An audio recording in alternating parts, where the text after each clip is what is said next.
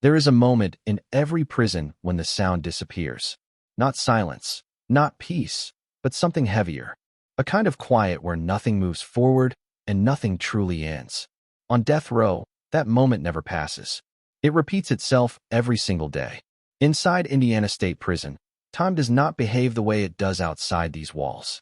Hours stretch unnaturally long. Days blur together. Weeks lose their names. And years stop feeling like progress.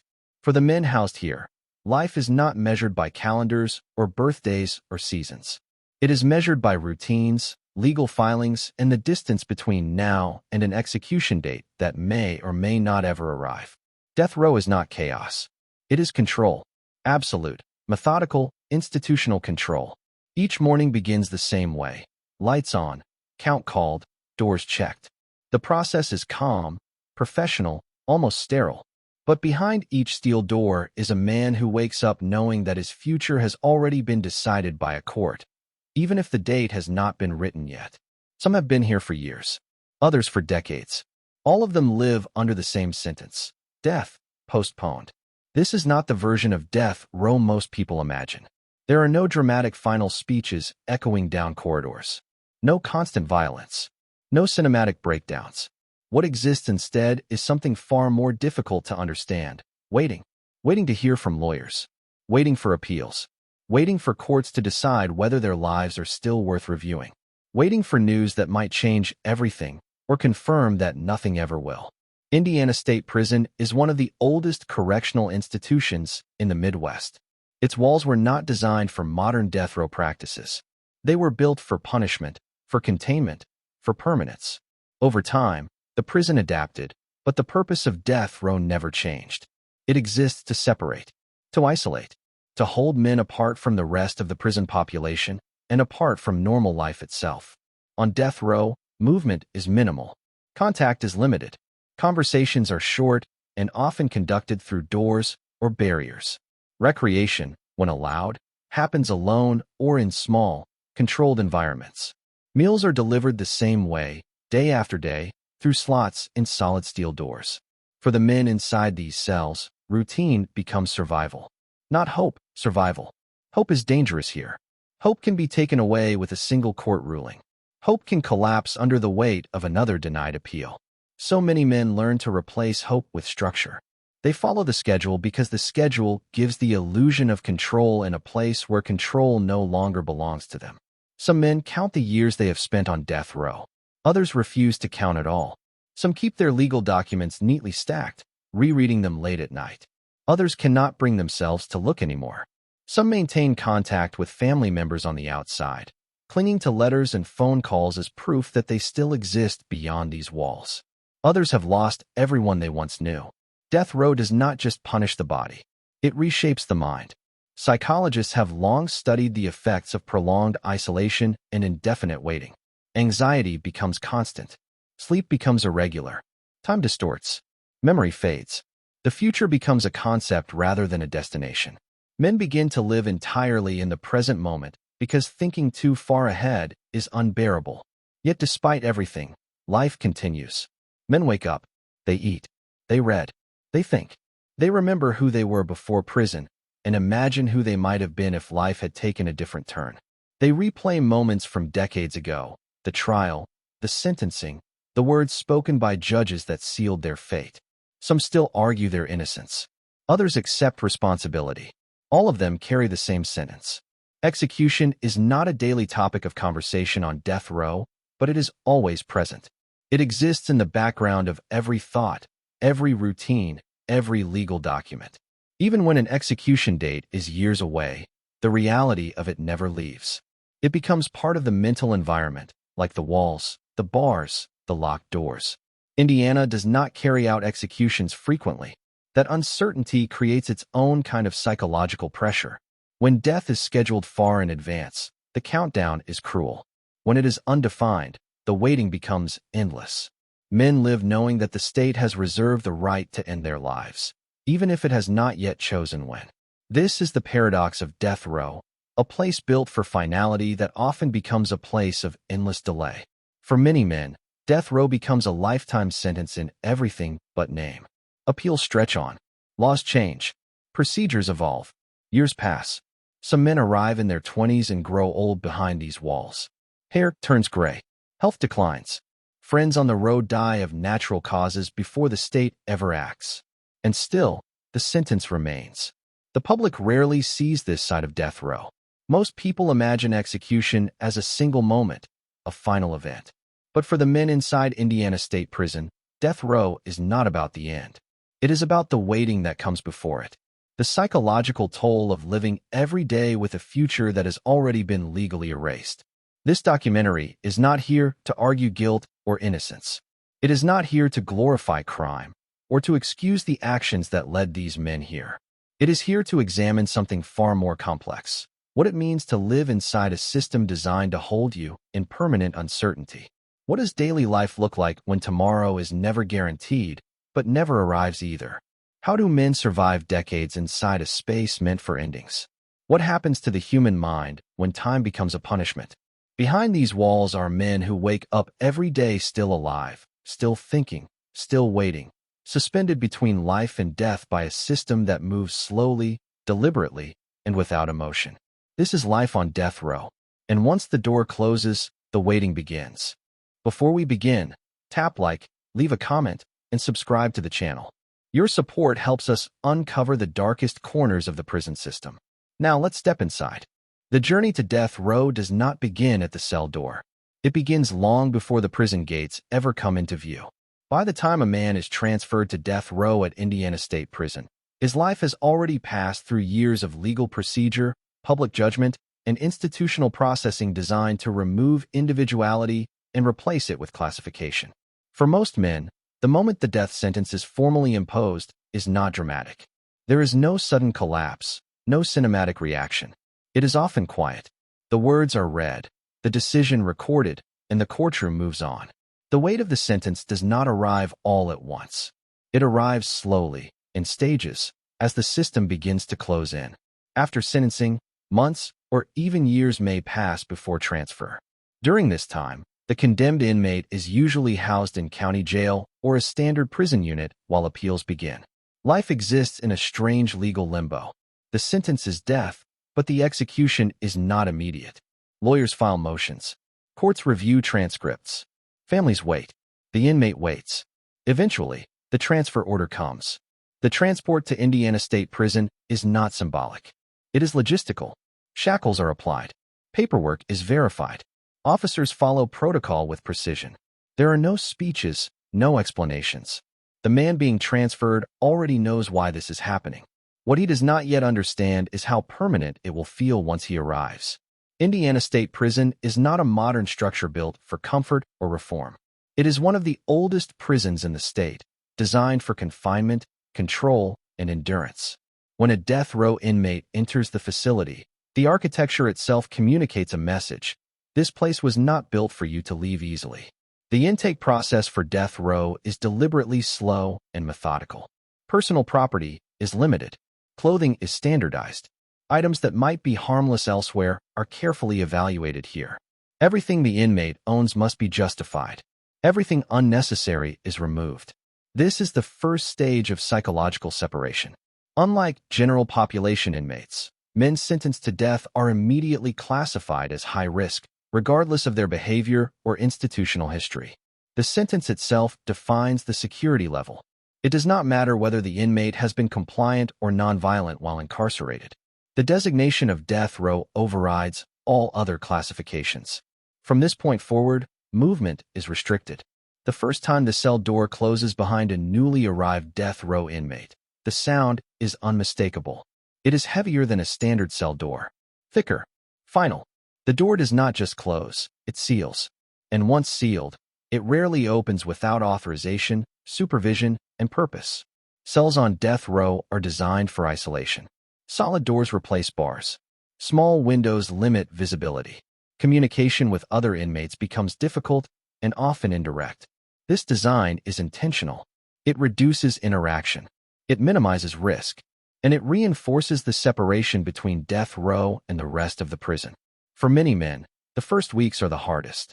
Not because of violence or confrontation, but because of stillness. In general population, noise is constant. Voices echo.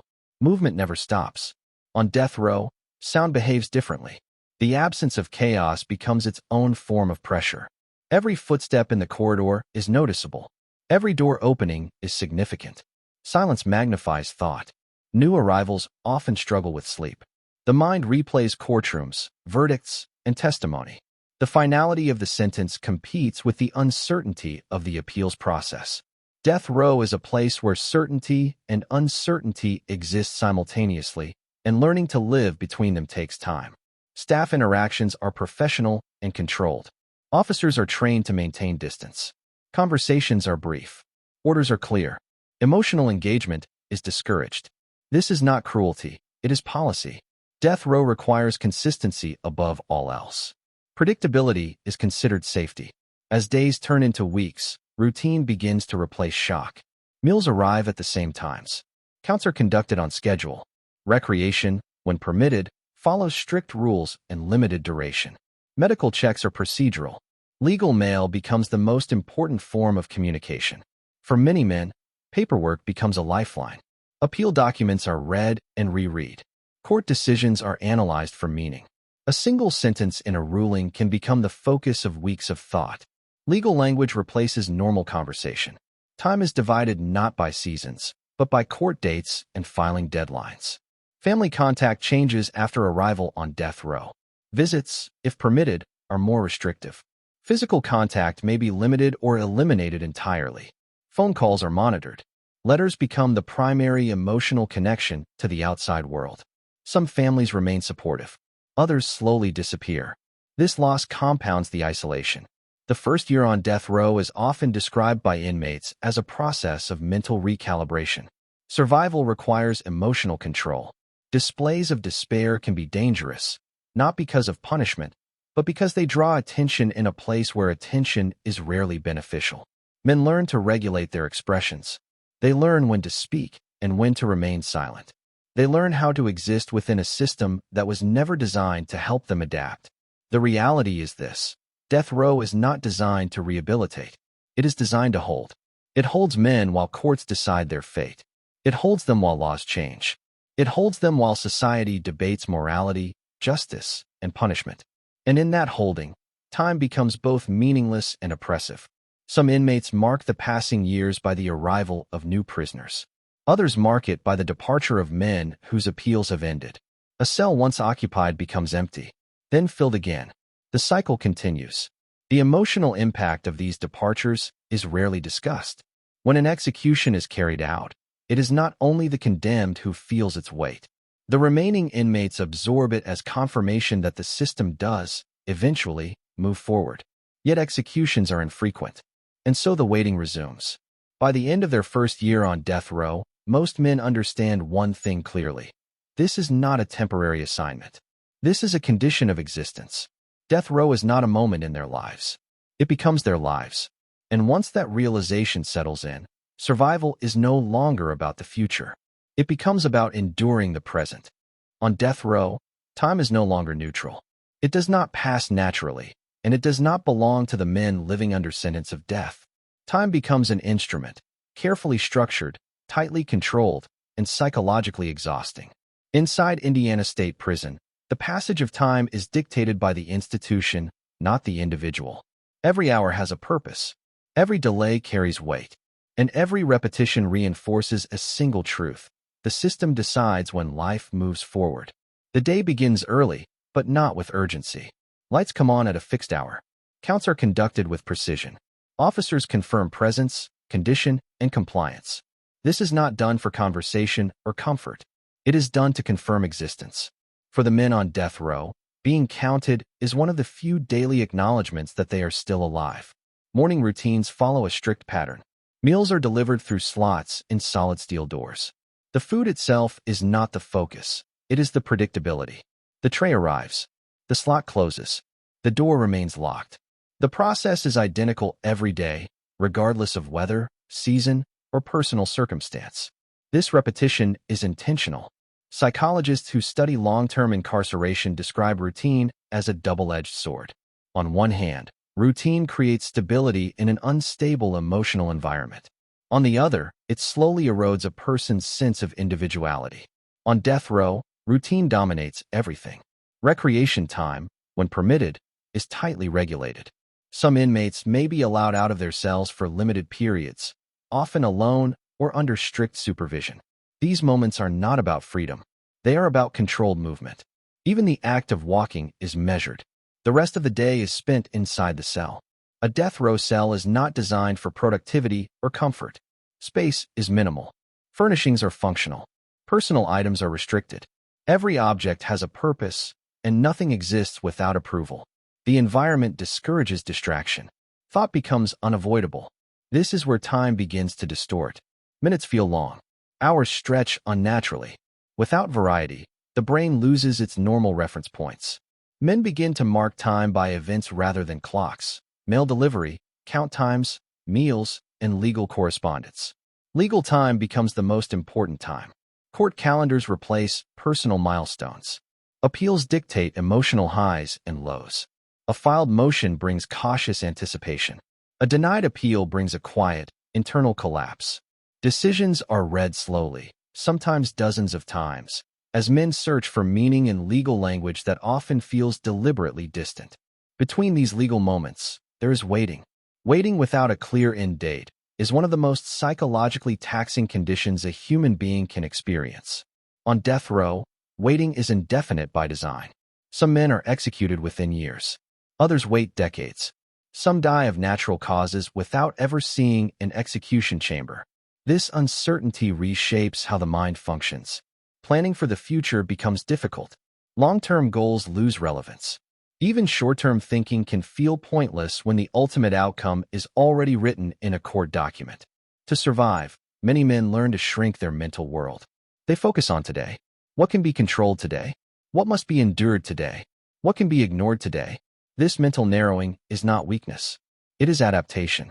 The prison schedule reinforces this adaptation.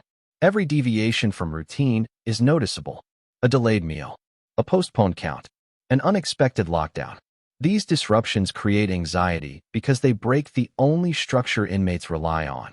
On death row, unpredictability is more frightening than monotony. Interactions with staff follow a formal rhythm. Officers rotate shifts. Faces change, but rules do not. Conversations remain brief and professional. Emotional engagement is rare. The relationship is defined by procedure, not familiarity. This emotional distance serves a purpose. Death row staff are trained to avoid personal attachment. In a place where executions are possible, maintaining emotional boundaries is considered essential. For inmates, this distance reinforces isolation. Days blend together. Weeks lose identity. Seasons are observed indirectly through changes in temperature or light. Holidays pass quietly. Birthdays may go unacknowledged. The outside world continues moving forward, but death row remains still. Some men attempt to create internal schedules to combat this stagnation. They exercise in their cells. They read on a strict timetable. They write letters or journals. These self-imposed routines provide a sense of control where institutional control dominates everything else. Others struggle. Depression is common. Anxiety is constant. Sleep patterns become irregular. Nighttime often brings the most intrusive thoughts, memories of the past, fear of the future, and questions with no answers. What will happen if the appeal fails? What if it succeeds? What kind of life remains either way? These questions are rarely spoken aloud, but they exist in every cell. Execution, though rare, remains present in the collective consciousness. When news circulates that an execution date has been set, even if it is not for someone on the same row, the psychological atmosphere changes. Silence deepens. Tension rises. Men are reminded that waiting does not mean safety. After the execution passes, the routine resumes. The schedule remains unchanged. The system continues operating as if nothing has happened. This return to normalcy can feel more unsettling than the event itself. It sends a clear message. The system does not pause. Years pass this way. Some men arrive on death row young and grow old inside their cells. Physical health declines. Medical appointments increase.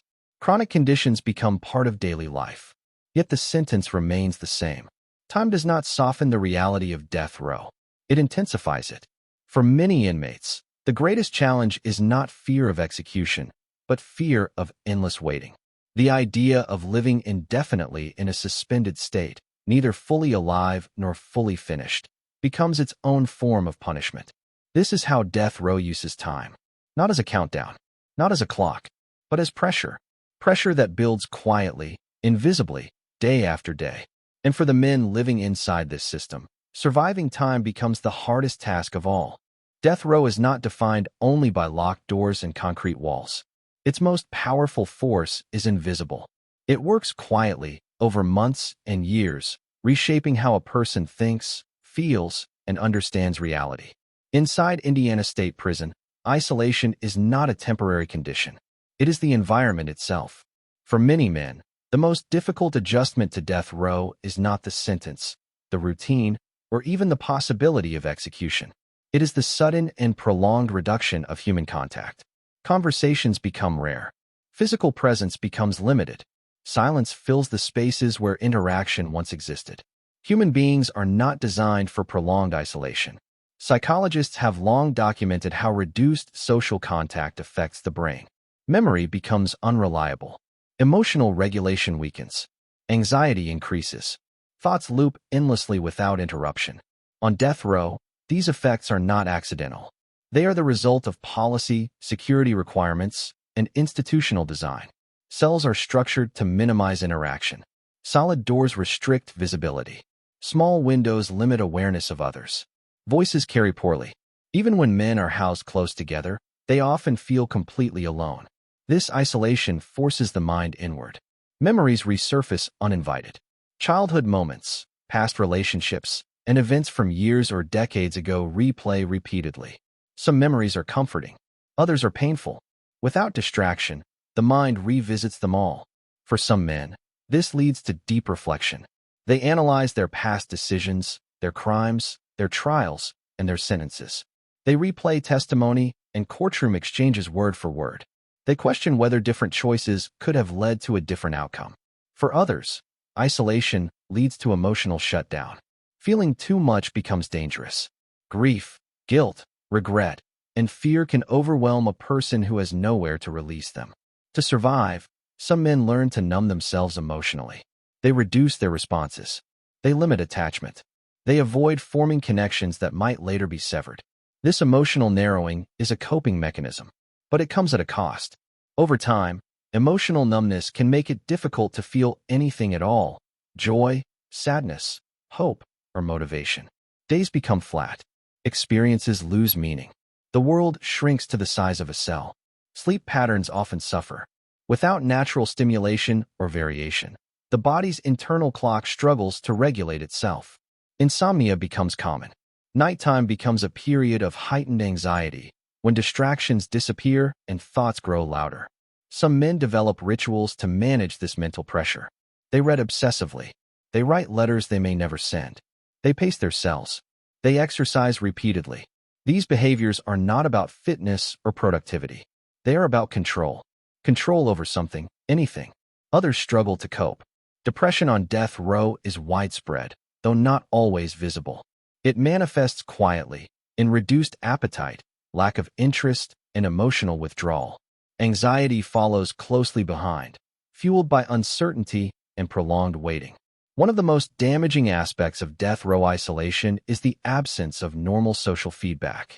In everyday life, people rely on interaction to regulate behavior and emotion. A conversation can interrupt negative thought patterns. A shared moment can restore perspective. On death row, these interruptions rarely happen. Thoughts are left to repeat unchecked. Over time, some men report difficulty concentrating. Reading becomes harder. Memory weakens. Simple tasks require more effort. The brain, deprived of stimulation, begins to change how it processes information. This cognitive decline is gradual and often unnoticed until it becomes severe. Isolation also affects identity. In normal life, identity is reinforced through roles: parent, partner, worker, friend. On death row, these roles disappear. A man becomes an inmate, defined entirely by a number and a sentence. Personal history fades in relevance. The present becomes static. This loss of identity can be deeply destabilizing. Some men fight against it by maintaining connections to the outside world. Letters become lifelines. Phone calls, when permitted, are carefully rationed. Family photographs, if allowed, are studied repeatedly, as if trying to memorize a life that feels increasingly distant. Others withdraw completely. They stop writing. They stop calling. They detach from relationships to avoid the pain of loss. Isolation becomes both a punishment and a chosen defense.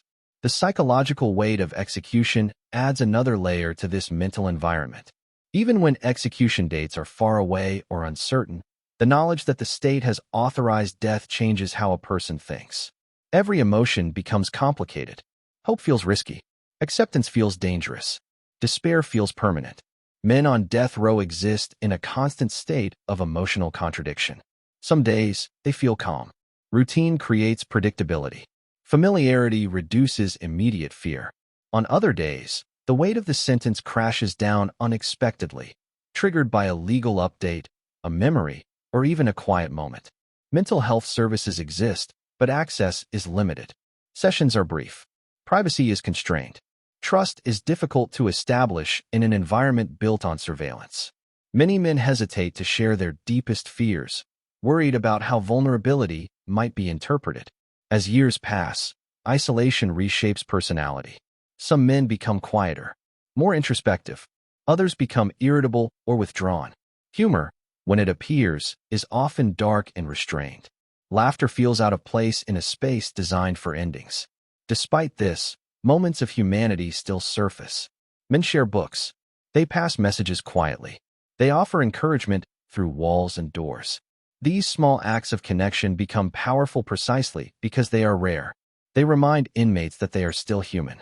Yet the system does not encourage these connections. Isolation remains the dominant condition. It is considered necessary for security, order, and control. The result is a population of men living with prolonged psychological stress, minimal stimulation, and indefinite waiting. This environment does not prepare a person for execution. It prepares them for endurance. And endurance, over decades, leaves marks that are not visible on the outside. By the time many men reach the later years of their death row confinement, the isolation has already done its work. The mind has adapted, narrowed, and reshaped itself around survival. Death row does not just confine the body. It confines the mind. For men on death row, survival is no longer measured in years or decades. It is measured in paperwork, motions, deadlines, court rulings. Inside Indiana State Prison, the legal system becomes the only mechanism capable of altering fate and the most powerful source of emotional instability. Once a death sentence is imposed, the legal process does not end. In many ways, it becomes more complex. Appeals begin automatically, moving through layers of state and federal courts. Each stage is governed by strict procedural rules, narrow legal standards, and timelines that can stretch for years. For the men living on death row, the appeals process is both a lifeline and a burden. On paper, appeals represent opportunity, a chance for errors to be identified, a chance for sentences to be reduced, a chance, however small, for life to replace death. But in practice, appeals also introduce a cycle of anticipation and disappointment that can be psychologically devastating. Legal language dominates daily life. Inmates become fluent in terms most people never encounter: procedural default, ineffective assistance, habeas petitions, constitutional claims. Court opinions are dissected word by word. A single paragraph can determine whether years of waiting were meaningful or futile. Many men learn to read legal documents with intense focus. They underline phrases. They annotate margins. They search for openings, contradictions, or signals of judicial concern. This process gives structure to days that would otherwise blur together. But understanding does not guarantee relief. Appeals are slow. Decisions often arrive months or years after filings. During that time, uncertainty grows. The inmate waits in a suspended state, unable to move forward emotionally because the outcome remains unknown. When a ruling finally arrives, it is rarely dramatic. Legal decisions are written in detached, formal language. There is no acknowledgement of the human cost behind the case. The ruling either advances the appeal or closes another door. Denials are common. Each denial carries weight, not because it means execution is imminent, but because it narrows the remaining options. Hope becomes more fragile. The legal path becomes steeper. Some men respond to denials with renewed determination. They push forward, working with attorneys to identify new arguments or procedural avenues. Others grow exhausted. Years of legal struggle take a toll. The constant emotional investment required to sustain hope becomes unsustainable. Lawyers play a critical role in this process, but relationships between inmates and attorneys are complicated.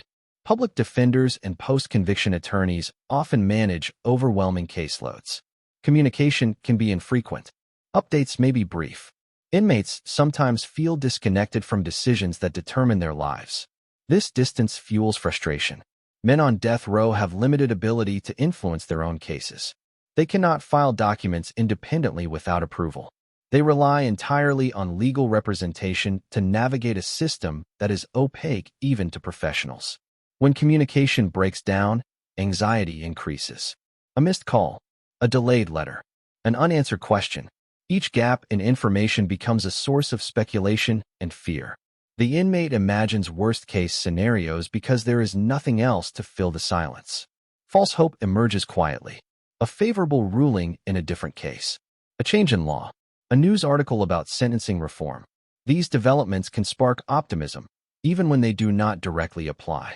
Hope grows not because of certainty, but because despair feels unbearable. This hope is fragile. When expectations collide with reality, the emotional impact can be severe. Men experience sharp emotional drops after denials. Depression deepens. Trust erodes. The legal system begins to feel less like a safeguard and more like a prolonged process of delay. Execution dates, when set, change everything. Suddenly, time acquires urgency. Legal work accelerates. Emergency motions are filed. Appeals that once moved slowly are forced into compressed timelines. The psychological pressure intensifies. For men whose execution dates are stayed or postponed, relief is temporary. The uncertainty returns. The waiting resumes. This cycle repeats. Years pass this way. Some inmates watch their cases move through every possible court. Others see their appeals end quietly, one denial at a time. A few experience sentence reductions or resentencing. These outcomes are rare, but they keep hope alive for others. The legal system does not move with emotion. It moves with precedent, procedure, and interpretation.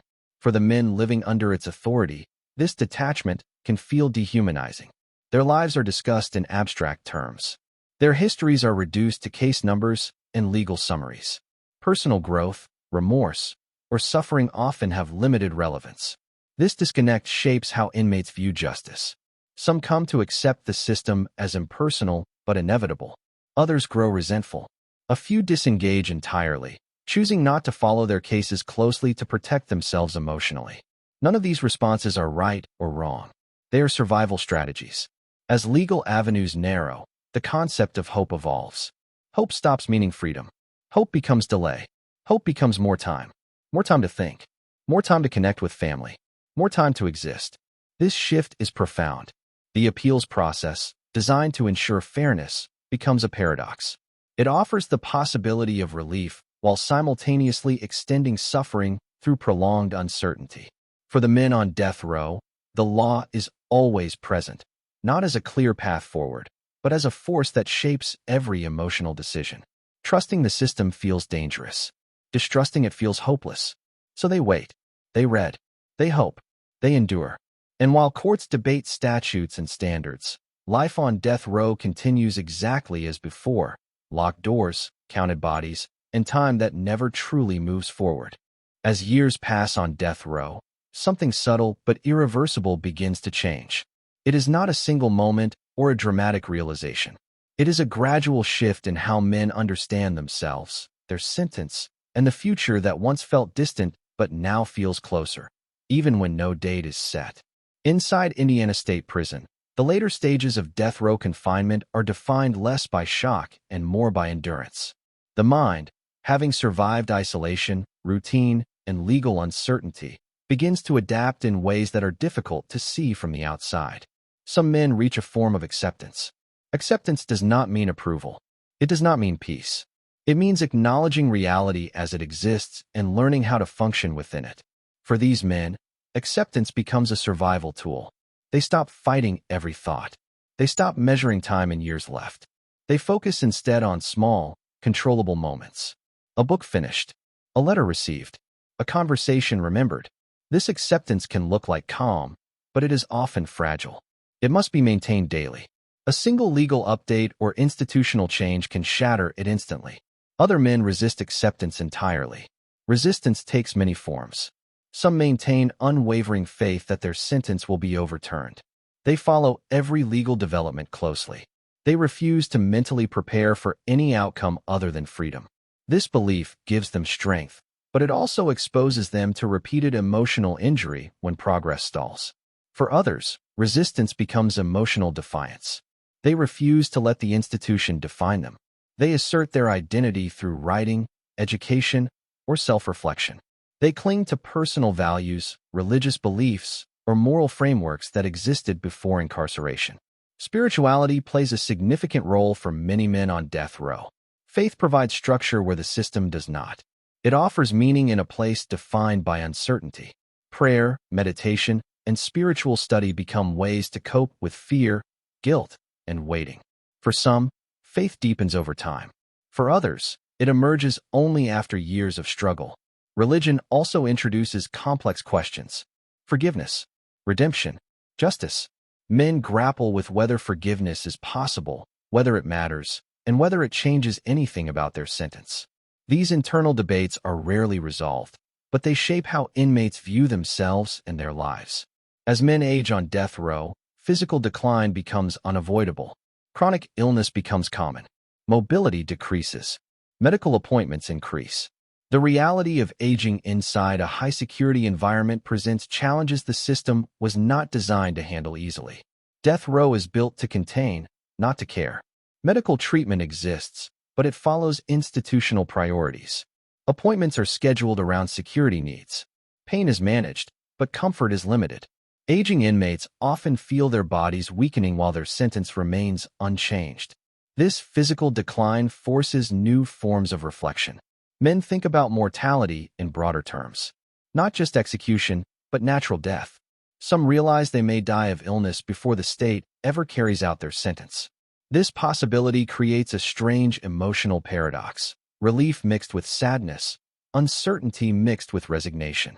Family relationships evolve during these later years. Some connections strengthen. Long-term correspondence deepens bonds. Conversations become more honest. Regret and reconciliation emerge where time allows. Other relationships fade completely. Parents die. Children grow up. Partners move on. Loss accumulates quietly. Grief on death row is different from grief on the outside. There are no funerals attended, no physical goodbyes. Loss is processed alone, inside a locked cell, often through letters or brief phone calls. This isolation amplifies emotional pain. Yet even in these conditions, moments of humanity persist. Men support each other through shared understanding. They pass encouragement through walls. They acknowledge each other's milestones, however small. These connections are limited, but they matter deeply. Execution, when it becomes imminent, reshapes everything. When an execution date is officially scheduled, the atmosphere on death row changes. Time accelerates. Legal activity intensifies. Emotional tension rises. Men who have lived for decades in uncertainty suddenly face a fixed point in the future. For the condemned inmate, this period is unlike anything else. Routine collapses under emotional weight. Thoughts become sharper, more focused. The future is no longer abstract. It has a date, a time, a procedure. Some men become quiet. Others become reflective. Some reach out to family. Others withdraw inward. There is no single response. Each person confronts finality differently. For the rest of the death row population, executions serve as reminders. The system does move forward. Waiting is not endless for everyone. The knowledge settles heavily. After an execution, the institution returns to routine quickly. Cells are reassigned. Schedules resume. Official records update. The system continues functioning with efficiency and detachment. For inmates, this return to normalcy reinforces a harsh truth. The institution does not pause for loss. What remains after years on death row is not a single emotion, but a collection of adaptations. Men learn to live with contradiction. Hope exists alongside acceptance. Fear coexists with calm. Identity survives within restriction. Death row does not erase humanity, but it compresses it. It forces life into narrow channels where meaning must be found in small, often overlooked places. This chapter of life is not defined solely by how it ends. It is defined by how it is endured. And for the men living inside Indiana State Prison's death row, endurance becomes the final measure of existence, not because it is chosen, but because it is required. When the doors close each night inside Indiana State Prison, there is no announcement that the day is over. No marker to separate one moment from the next. The lights dim, the corridors quiet. And once again, men sentenced to death are left alone with time, the one thing they cannot escape and cannot control. Death row is often spoken about as a destination, as if it were a final place. But what this documentary has shown is something very different. Death row is not an ending. It is a condition, one defined by waiting, isolation, and a future that exists only as a legal possibility. For the men housed here, life does not stop. It narrows. Days become structured by routine. Identity becomes shaped by confinement. Hope transforms into something smaller, more fragile, sometimes nothing more than the expectation of another sunrise. Appeals move slowly through courts that will never see the faces behind the paperwork. Time stretches until it loses meaning. And yet, humanity persists. It exists in letters written late at night, in memories replayed again and again, in moments of faith, reflection, resistance, and acceptance. It exists in men who continue to think, to feel, and to endure, even when the system no longer expects them to. This is the reality of death row that rarely enters public conversation. Not the execution chamber, not the headlines, but the years in between, the decades of suspended life. The psychological cost of waiting for a sentence that may or may not ever be carried out. This documentary is not an argument for sympathy, nor is it a defense of the crimes that brought these men here. It is an examination of what happens when punishment is stretched across a lifetime, when death becomes a legal certainty, but a temporal mystery. What does justice look like when it takes decades to arrive? What does punishment mean when it never fully concludes? And what remains of a person when life is reduced to endurance? Behind every locked door on death row is a man still breathing, still thinking, still existing in the space between life and death. Their stories are not defined solely by how they end, but by how long, and how quietly, they are forced to wait. Death row does not shout its cruelty. It enforces it through time. And time, on death row, is the harshest sentence of all. Thanks for watching. Like, share, and subscribe.